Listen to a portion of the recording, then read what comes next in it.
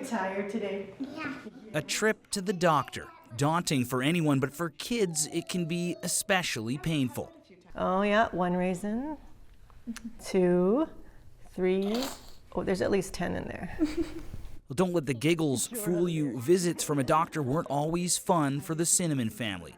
3-year-old Natalie endured days of painful tests and surgeries after being born.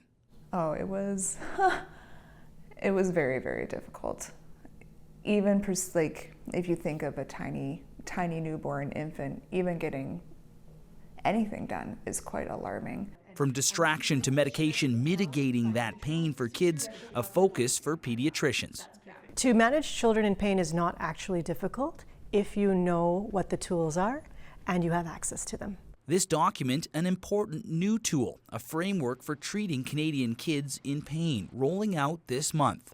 This is the first national health standard for pediatric pain management, which means it's the first in the world. As recently as the 80s, newborns in Canada were thought not to feel pain, even operated on without anesthetic. Well, that's changed, but this researcher says improvements are still needed. Pain care for kids in Canada is woefully out of date, the same way it is in many places in the world, but we know how to change it.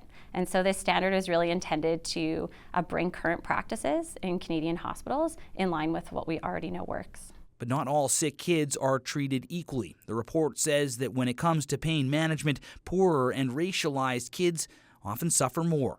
You cannot take out socioeconomics, race from the equation. You know, an intersectional approach requires that we acknowledge that these factors influence all outcomes. Still, creating a standard for mitigating kids' pain does make Canada a leader. But following up will be key, making sure this new framework is actually implemented. Aaron Collins, CBC News, Calgary.